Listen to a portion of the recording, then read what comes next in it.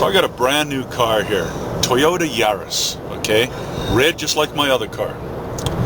And you would think that having a brand new car, your colleague would be careful not to spill coffee all over your car. That's a privilege that kind of goes to the car owner, myself. And we're driving along here. I'm enjoying the lovely leaves. And what's he do? What'd you do, Jeff? Spilled coffee all over my lap. All over my car. No, forget his lap. All over my car. No good, man. Apparently the exit for the... We went too far, but we're going on the right way to get back. So what's this mean for us, brother? Just keep going that way. Oh, man. Okay. Do it. You think so? Toyota Yaris? Not happening, brother. Want me to go see how deep it is? No, I just don't want to do it. Probably like an inch deep. No. From the Gibson property, I've had my fill of testing puddles and things. That is definitely magnetite with the calcite. See all the sparkling? Heck of a weight, eh, Jeff? Yeah, it's... Yeah. Well, I mean, it's... Several hundred tons of material came out of here.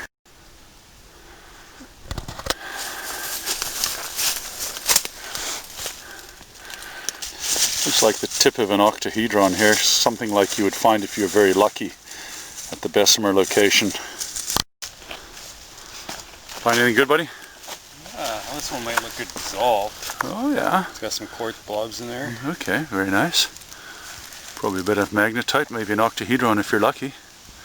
Yeah, you just gotta wonder, how did people find these mineral deposits back in the 1800s, just hacking through the bush? You know, I know there was some form of training in the Haileybury area for potential prospectors, but still, just a crapshoot, eh? This is Noggy's Creek. Runs right across the front of the added entrance. Check this out, all the ore carts, kind of scenic.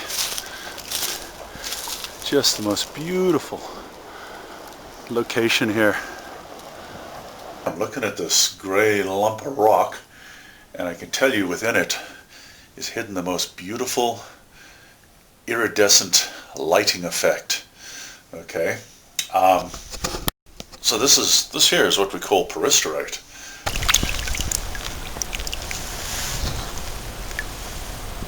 There's a nice piece. I don't know what you can see, but what do you think, guys? Got a little bit of beautiful schiller there on a green peristerite. Has the lighting effect of schiller, which comes from the Greek word for pigeon, referring to the iridescent color of its neck feathers, basically, right? This sort of bluish, lovely bluish color that you see. So what is a schiller, you might ask? It is a lighting effect, a gemological term, and what it is, it's from the exsolution of lamella within a solution series. So in other words, as the mineral cools into a solid, you have two separate solids that actually crystallize together. And one of those solids, being it a platelets or needles or rods or whatever, is from which the light reflects, refracts, diffuses, whatever the exact situation is. A labradorescence being an example of that. What you see in a sunstone being another example. Sunstone having hematite inclusions within it that add this extra sparkle to the lighting effect. Something can be said for combing along the shoreline. Look at that. There's a lovely transparency to this peristerite here. Just beautiful. Green peristerite with this quite incredible schiller on top. One of the beautiful things about this is you've got crystals of smoky quartz in with the peristerite. So you've got this beautiful schiller, blue, peacock blue green schiller with the actual smoky quartz breaking it up, as you can see in certain spots. Look at that, eh? So typically the lamella, they will align themselves within the structural defects of a particular mineral.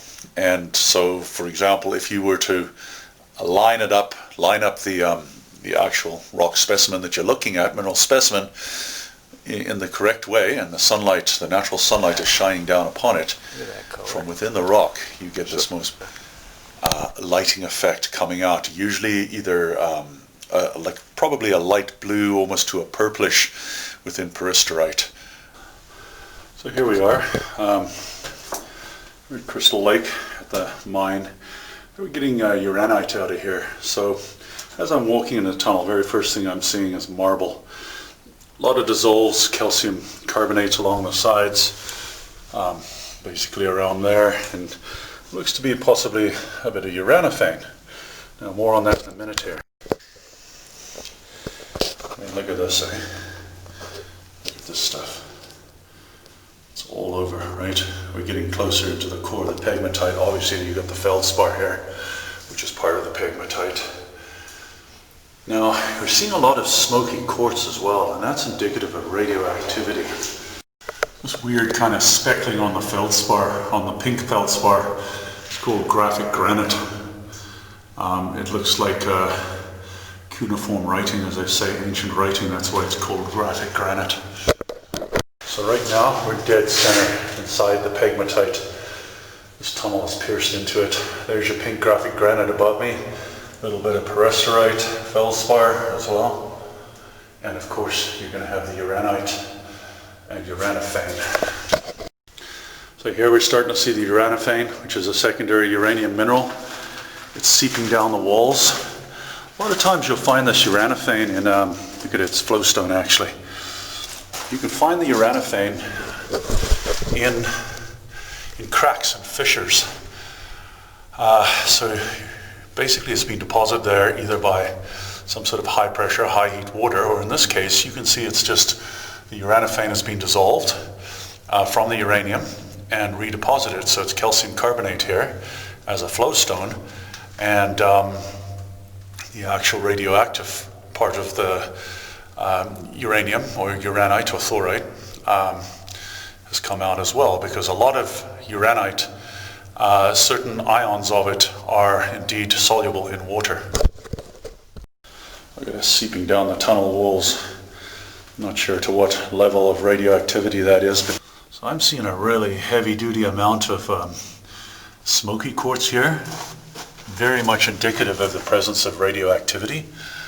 The quartz itself changes to this color when it's acted upon by the uranite. I'm going to see if I can see any little uranite cubes, and as I say, oh look, okay, you can see the sort of filamenty nature of this uranophane here. So one of the cooler things as a mineral specimen that I've ever seen are like uranite cubes with this bright lemon yellow, buttery yellow, fibrous, spiny material all around it. That's the uranophane. Again, it's a secondary uranium mineral. It's been dissolved from the uranium.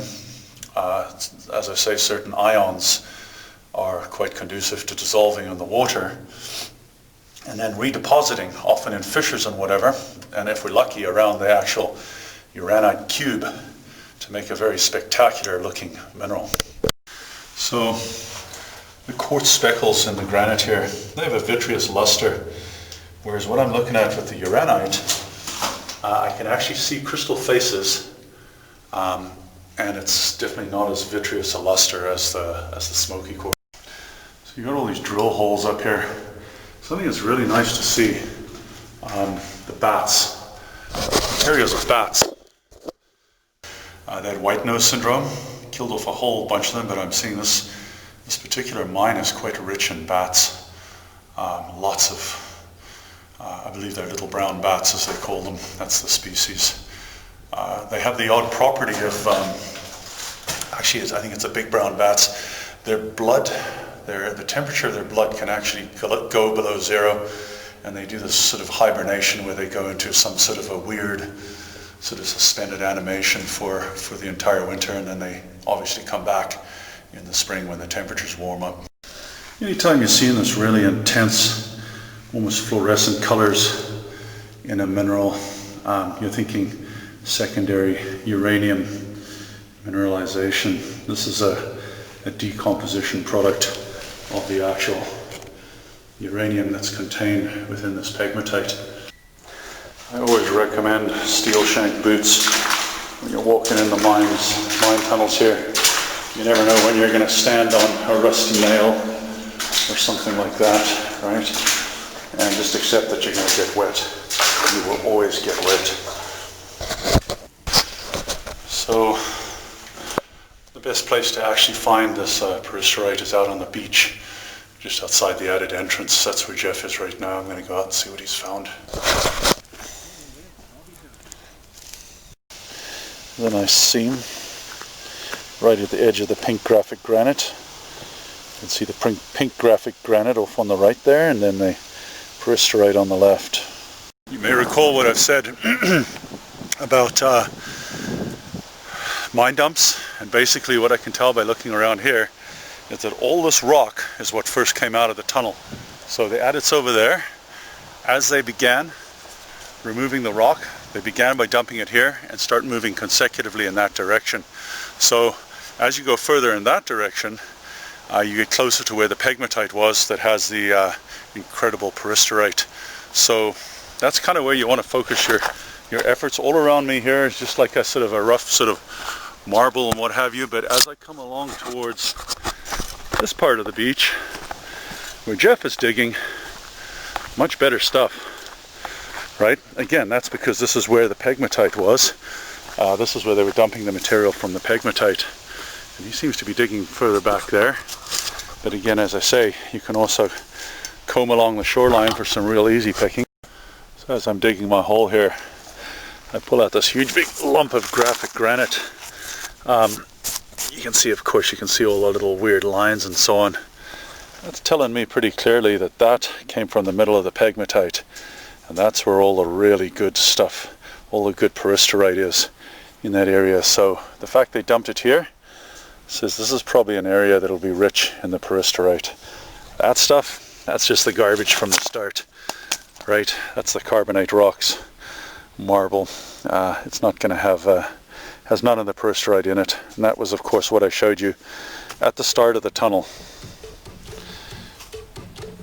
And I feel like I'm getting a bit of a sunburn here, but hey, as I say, one of the last beautiful days of the fall, I suspect. So,